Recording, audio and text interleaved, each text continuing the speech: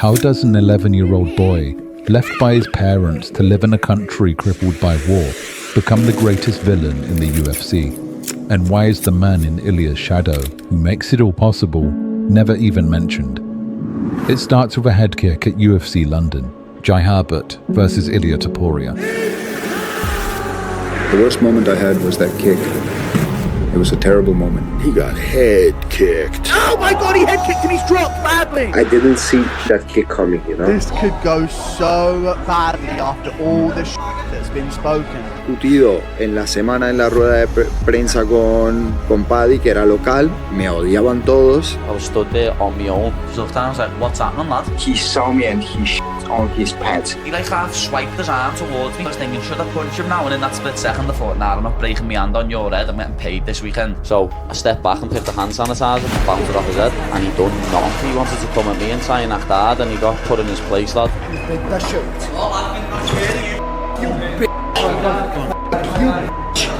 Let them waste their energy doing whatever they're doing. I know Jai's going to knock him out and send them crawling back down to the featherweight division. The tension had been rising between the two for a while now, and as you'll see later, Paddy will play an important role in Ilia's story. He was arguing with one of my closest friends, and he posed like... How stupid are these Georgians? No wonder the Russians terrorized their lives. It makes my blood boil, because in 2008, I was living in Georgia when that war happened, and it was a very difficult time for me, for my family. Pues yo primero vivía en Alemania, ¿no? Y a los 7 I first lived in Germany, and at 7 years old, we moved to Georgia. We came from nothing. We couldn't even dream of having a bike, only sharing one. And by chance, we ended up in a Greco-Roman wrestling gym.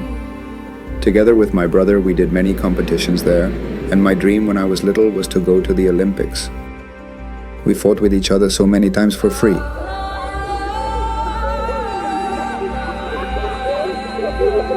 One day he beats me, the other day I beat him. We're brothers, and between us, we're always the same. He's the only one I'm always 50-50 with. I held him in such high regard. Nobody could beat him. And when someone did, we would both go after him. He might lose, and I would go against the same guy and ask if that's him, and I would only care about beating him. At some point in your life, was I your inspiration? Yes, and more than anything, in our beginnings, when we went to the championships and you won, it inspired me because I always saw you coming home. Everyone was celebrating you, and I learned a lot. When we went to high school, in the breaks, we used to move away from the kids and do fighting techniques. Ilia and his brother would use what they had learnt fighting on classmates who they saw bullying the smaller and weaker children at their school. We've all had boys or girls in our class who weren't so impulsive, who were calmer, and people tried to bully them. I always fought with those who messed with them. When Ilia turned 9, he would no longer be raised by his parents. Instead, his 2 older sisters would be forced to take on that role, caring for both him and Alex. At that time in Georgia, there was a little bit of bad situation, you know, and my parents decided to move to Spain. And we were like 5 or 6 years without my parents, living there in Georgia. I have 2 sisters too, who are older than me and my brother. And my grandparents were with us, but when you don't have your parents, you're practically growing up alone. A super difficult stage for every 9-year-old child. Their heroes are their parents. And when your heroes have to leave, it's hard, it's difficult. But at the same time, there are days of hope too, right? That things can change and they will change, and tomorrow can be better and it will be better. His parents left him and his siblings in Georgia to seek better economic opportunities in Spain, hoping to one day earn enough to bring their children to join them and build a better life together. That was the most difficult and painful thing in my life. My husband left first, went to Spain, and then it was my turn. It's impossible to leave 4 children in Georgia. But in the end, I had to make a decision. I spoke to the kids, the 4 of them, and I said, I have to go.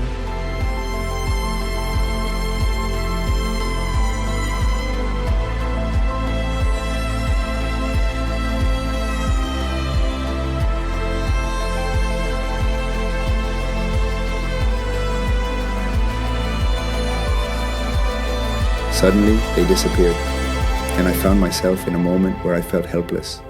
My two sisters, when my parents were gone, they played the role of mom and dad.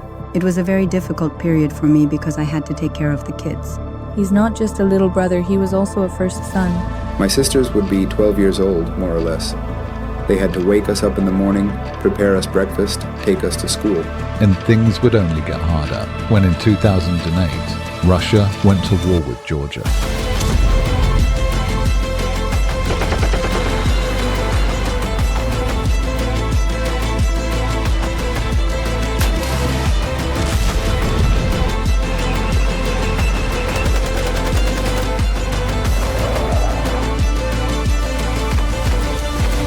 Russian planes were bombing, and they lived in the capital 14 kilometers away. We didn't have the possibility to return. We didn't have papers. If you go, you don't get in. I had to call every half hour to ask what we were going to do. There is no water, there is no food, there is no light, only death on the streets. The moment of the war was super hard. People are in survival. People for their family kill you. It hurt so much. She was my only child. Newspaper reports show her watching over her daughter's body in the rubble. The impulsive Georgian President Mikhail Saakashvili, who thought NATO would support him in a war with Russia. Russia, meanwhile, calculating correctly that it would not. He says he saw the old woman being drowned by 3 South Ossetian soldiers serving in the Russian military. I was scared, but there were moments when the fear no longer existed. There was a moment when I had to be a man. It's something you never forget. In just 5 days, Russia took over 2 Georgian cities, South Ossetia and Abkhazia. Both the cities became independent from Georgia, and while they weren't officially Russian, Russia established a strong military presence, removing any hope of Georgia regaining those territories. There's no sign of their troops leaving South Ossetia anytime soon. In fact, our pictures show they seem to be sending in reinforcements. A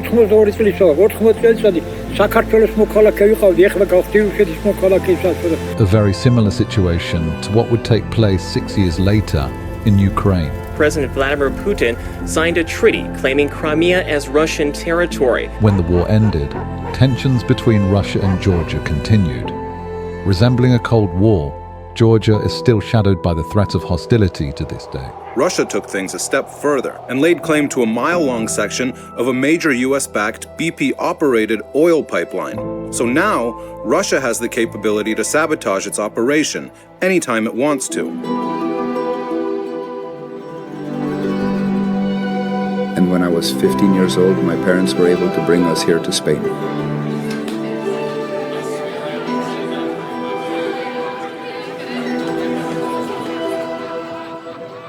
When we moved here, there was nowhere in any gym where they practiced Greco-Roman wrestling. So one time my mother saw a man who had cauliflower ears, and she knew because she had 2 children who wrestled that wrestlers had those ears. And he told her that he didn't do Greco-Roman wrestling, what he did was Brazilian jiu-jitsu. This led Ilia to discover the Clermont Club, run by the Clermont twins, Augustine and Jorge. From the day we entered the gym, I fell in love with the sport because it was a sport invented for the small to overcome the big. When we went to Spain, our coach Augustine was small, and he was fighting massive guys and would finish them instantly. He could beat us with just his legs. I used to be devastated. How can he do this with just his legs? This has to change. Alex and Ilia trained Brazilian jiu-jitsu and MMA at the Clermont Club, using it as an opportunity to learn to speak Spanish. In the gym was where I really learned Spanish. To go every day, in the morning to the night, in the morning to the night, and listen to Augustine and Jorge explaining the techniques, exchanging conversations with the teammates. Since the first day I meet the mixed martial arts, I come here.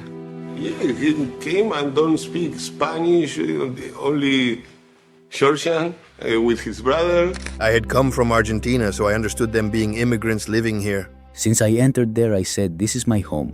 This is not just a sport, it is something more than that. And in the end, when I was training, I said, why don't I dedicate myself and do this 100%? Studying has never been my thing. Going to the institute, studying history, physics, chemistry, all that, I couldn't put my heart into it. When I was little, a phrase that stuck in my head that my fighter coach always told me was, the one who hunts 2 rabbits, in the end doesn't catch any. So I said, I have to choose something. The universe works like this.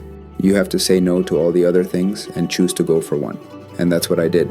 I decided to go for sports. I left the school when I was like 15 years old. You didn't go to school? No. What? Yeah, because when I was 15 years old, I go with my brother to talk to my father, and we tell him like, Dad, we want to talk to you. We want to be great athletes. We do not want to go to school anymore. We really want to train, and we're gonna go like all day, every day in the gym. And he told me like, if you're really gonna train all the time, like you tell me, you have my approval. Really, the one who made the decision was my brother. At 15 years old, I had to take advantage of the opportunity too. And I was working because I had to pay all the competitions. I was working in 4 works because it wasn't free.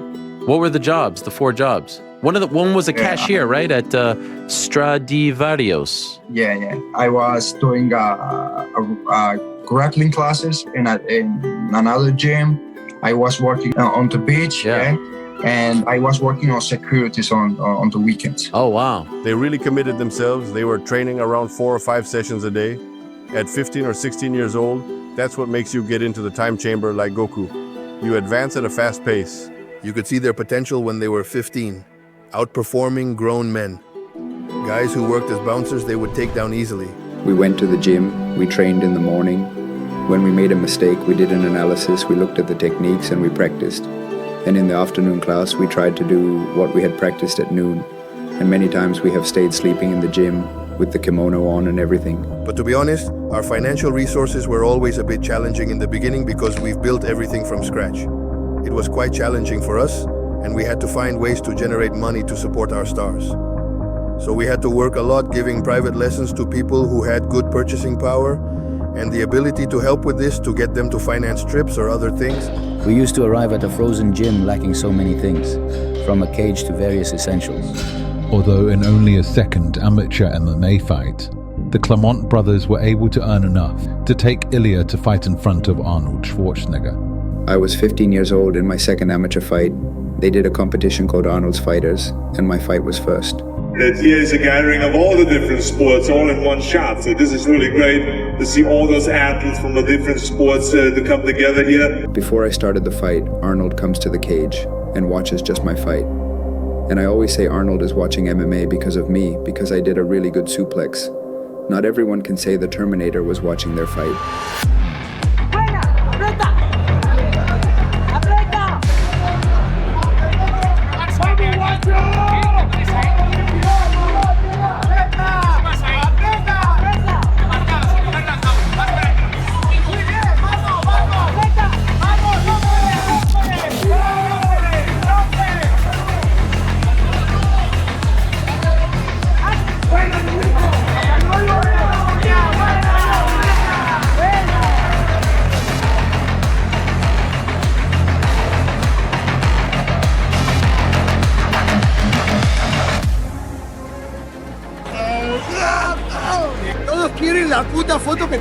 Then, at the age of 18, I debuted as a professional because we were already advancing quite fast, because I spent the whole day in the gym. I had to combine it with 4 jobs to be able to pay for the competitions, to be able to feed myself as a professional athlete.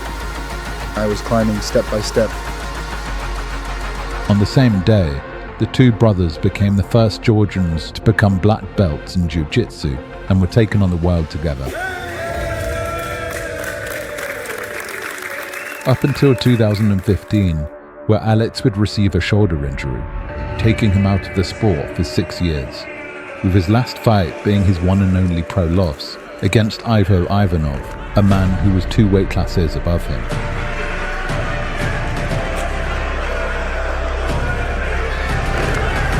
All while his younger brother Ilia gets a call from the UFC. The best gym at that time in Europe was All Stars Gym in Sweden, where Alexander Gustafsson, who had recently fought with John Jones, trains. And I said, well, I have to go there. I slept in the gym. Kamzat Chimaev, he also lived in the gym, and we lived together. People say they live in the gym, but I'm real living in the gym, brother. The first day I trained, the manager offered me to sign with him. They signed me, and from there opportunities started to come out. They took me to fight in Finland. Then they gave me the opportunity to fight for Cage Warriors. Then I signed a contract in Brave. Then I woke up and my manager called me and said, "Hey, do you want to fight in the UFC in 8 days?" In 8 days, I was almost 3 weeks without training because I had just had COVID. I hadn't trained, I was still with mucus. I had no smell, no taste in my mouth, almost nothing. And I had to lose 12 kilos in 8 days. But I didn't even doubt it. My train arrived. I'm going to get on. I don't care where it takes me. The most epic moment was when we were in the UFC, the moment we had always dreamt of. The four of us were there, and we asked ourselves, is this real?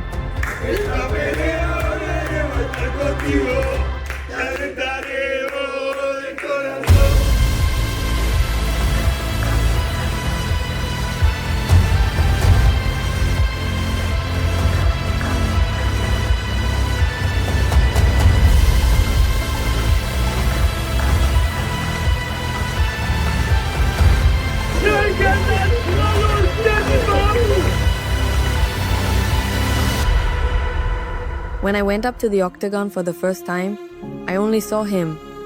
I didn't have the perception of what was happening around me. I couldn't believe it. She's everything to me. She has the role of being my soulmate. It was like a first sight click because he was super respectful, and from there we didn't separate. We are best friends. She's my wife. She's my partner at work. She's the person who's going to be the mother of my children. His name is Topuria. He's 3 years old.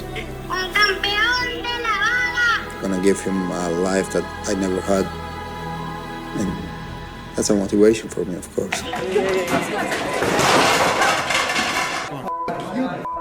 I know Jai's gonna knock him out and send him crawling back down to the featherweight division. It was like that scene from the movie Snatch, where Brad Pitt plays a gypsy boxer. He gets knocked out and plunges into water.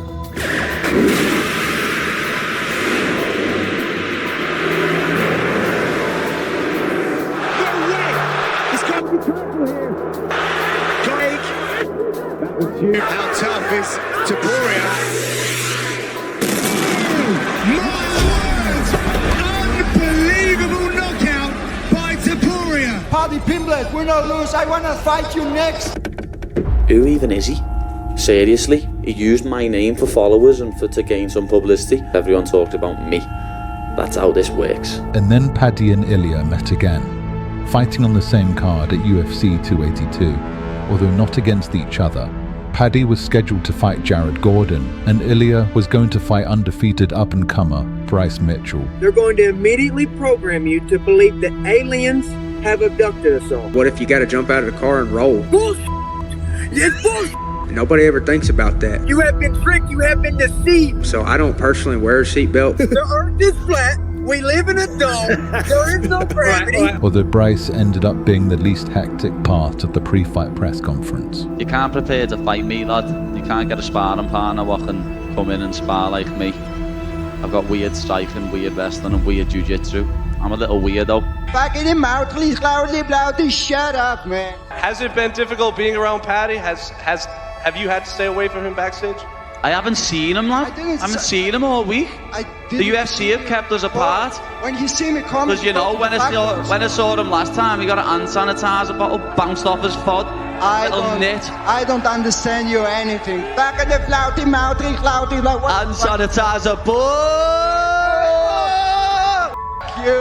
Fuck you in English, y que te follen en español. Yeah, Espanol, because you're Spanish. Yeah. You pretend to be Georgian when you're not. You were born in Germany and you live in Spain. Try to do it. You were born in Germany and you live in Spain. You're a little mongrel. Shut up. That's what you are. You're a little mongrel. Shut up. If not, I'm going to stand up and I'm going to crash your face right here. Do it then, you little mushroom. fart. Do it. Do it then, you little What? Do it. Do it. Come on, do something then. Do something, stand up. All you do, you'll do nothing. You'll do nothing, you little fart. Go and sit back down. Sit back down, you little pussy. Puta.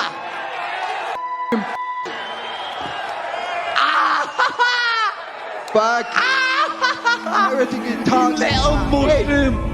You little chorizo, you Spanish sausage. All right, I don't know what the hell just happened here, but... One final question for Bryce Mitchell in the back. Do you think Ilia's making a mistake focusing on Paddy when he had you standing across him in the octagon? I don't care what he focuses on, brother. I really don't. All I know is I'm showing up to whoop ass. Yes, Bryce! Yes! Can't wait to see you smoke this clown on the weekend, lad. Can't wait to see it. Yeah, he talks a lot of shit. Talk a lot of shit, lad. Yeah. Looking back it up. Ilia said that he wasn't overly concerned with your grappling because that is what he came from, grappling. So how do you see this fight playing out, and what is your prediction Saturday? Predict I'm gonna win. Ilia said I'm a coward. Does a coward show up prepared to die? Did you say you were going to leave his head as flat as he thinks the earth is? You would have thought the tension leading up to the fight would add extra pressure onto Ilia, but Ilia's pre-fight ritual removes that possibility. What about this Paddy the Baddy guy? You guys made quite the stir at the press conference. Right now, we don't give a fuck about him, so salud, guys. Salute, guys! Hey, how many drinks are we taking tonight, man? A lot, bro. Mi buen amigo, esta pelea volveremos a contentaremos de corazón. Esta hinchada que te quiere campeón.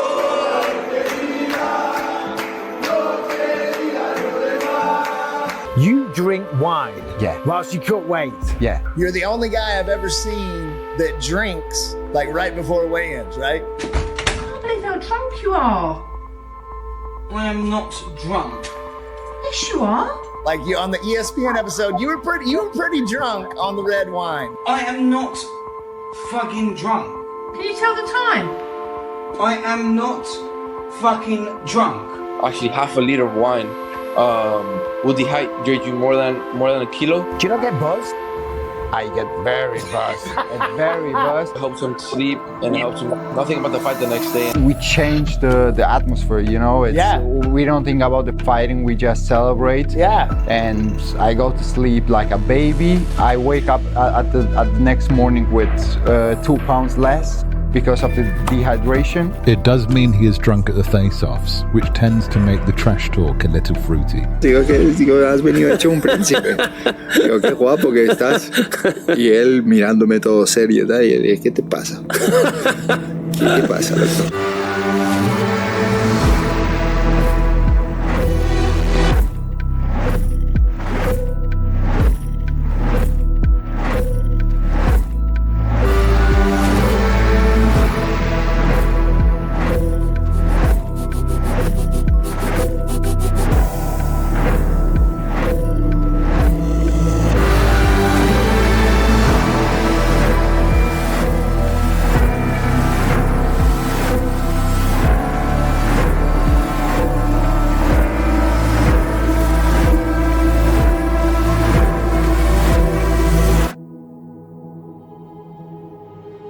The only thing that you can do is win so big, and then you'll forget they exist. Success is the only revenge. He's like, it's not the best revenge. He's like, it's the only one. There's no other revenge. And when you win, that's when you become so big that they shrink into irrelevance. You cast a shadow that no one even can see them behind you. Do you have interest in booking them down the line, that matchup, Paddy and Ilia? The way he looked tonight, he breaks into the top 10. You know, I'm sure that kid's looking at titles. He's working his way this way. Building up to his title shot, Ilia would start to study the marketing greats. May as well make the most of it, eh? Fight week.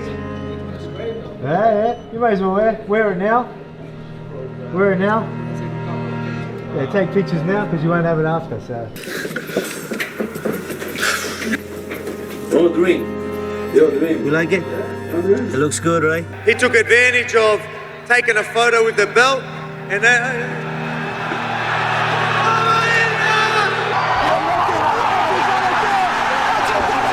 Who doesn't want to fight me right now? They are really calling me out. Everyone. Why? Red Panty Nights. When you sign to fight me, it's a celebration. You ring back home, you ring your wife. Baby, we done it. We're rich, baby. Conor McGregor made us rich. Break out the red panties. Stand up and do something. Humble me. I'm here, right in front of you. Some shit. Over there. I'm gonna take your head off. Tomorrow I take his head clean off. I'm gonna finish in the first round. It will be done in one. You know, no one does that to Volkanovski. You know that, right? Can you explain why you are so confident and why you feel confident enough to put it out there? If you can see it here, and you have the courage enough to speak it, it will happen. How about this guy, eh? How about it? Conor McGregor wanna be, huh? Ilia started to become the new villain of the UFC. People didn't like him, but they couldn't keep their eyes off him because they didn't want to miss seeing him get humbled by the great Volkanovski. Who's going to be the villain of the UFC? And Ilia Topuria has volunteered himself. He comes in with the tattoos.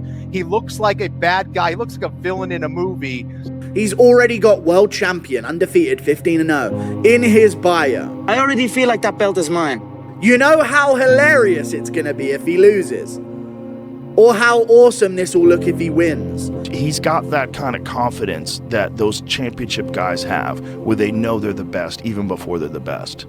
He knew he was the best even before. And he's literally fighting the best guy ever in that division. And he's telling everybody, I'm going to f this dude up inside of 2 rounds. Ilia's already, what is he filming, a documentary about himself already? We are recording a movie. We're going to represent this movie after I will become a UFC World Champion. Okay, so it's a movie about your road to getting the belt. Exactly. Ilia Topuria is either going to be the biggest laughing stock in MMA history, or an absolute superstar. Today my family will arrive too. Oh, nice. Yeah, it's the first time they all will come together and watch my fights. My parents, my sisters, my aunts, their husbands, my wife, my kid. Most people, under these circumstances, want to release the pressure. Not this dude. From his girlfriend, to his words, to his team. If I had to bet, I would probably lean towards Volkanovski just because, like, how can you go against him? I think it'd be very hard to bet against Volk. He's just like on another level at the minute. He's probably the best featherweight to ever do it. This reminds me of Conor about to fight Jose Aldo. He told you, and he was so sure that he was going to get it done, that you knew that if it happened, he would become a star that we had never seen in the UFC before or in fighting.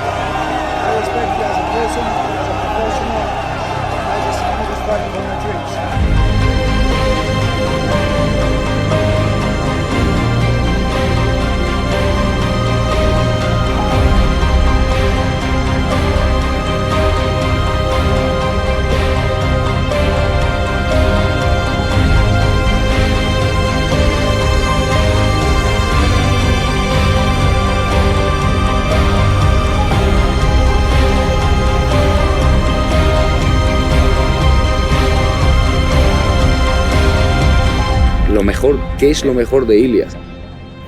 Primero, ante nada, es un hermano leal. Yo creo que es el mayor. No se olvida de dónde viene, independientemente a dónde está y a dónde va. I worked on the beach, and when I came back to Alicante, where I passed by with my bike to go to work, in a situation where I came back with the world title, thousands and thousands of people in that square, well, it brings you a lot of emotions and a lot of feelings. When I listen to them speak about how it was, tears come to my eyes. I feel so proud, watching them grow into men, fathers, and entrepreneurs. And I think now people are starting to see, he opened a lot of eyes. Every so often, there comes a guy and a fighter that just is a disruptor, disrupts what's the norm, what's going on, what's happening. And that's Ilia Topuria. Fuck Kamaru Usman. He's a bum. Opinions on Topuria. Fuck him too. He's a fake fighter. He fakes all the time that he's gonna fight. I'm fighting Mike Chandler, I'm fighting this, and the greatest comeback. Fight. How do you think you would beat Ilia Topuria? Grab him by the scruff of the chest and slap that little nose off him, yeah? Little ding-dong of a thing he is, yeah? He is not Spanish. He is Georgian. Let's be real. I am a Spanish, if not more Spanish, than Ilia Topuria. You little fool, I'll cave your head in. On sight. There's a Georgian man undercover. He is operating undercover. I'm Spanish. I'm in Marbella, bro, yeah? I'm in Marbella at the bare knuckle stall and let's see what's what. We're bouncing the yoke of a bare knuckle. We went to Marbella when I was in Abu Dhabi. Conor McChicken. I know he's not what he was. He is a McGregor who represents alcohol and drugs more than sport. I was inspired by Conor. Everything can be achieved through hard work, consistency, and effort. And he lost all of that because he betrayed the values that led him to his success. Whether they started beefing because of the copycat allegations, or because Ilia represented the man Conor once was, Ilia stopped idolizing McGregor, and fans wanted to see the two of them fight. Until the attention shifted to Max Holloway after his fight with Justin Gaethje.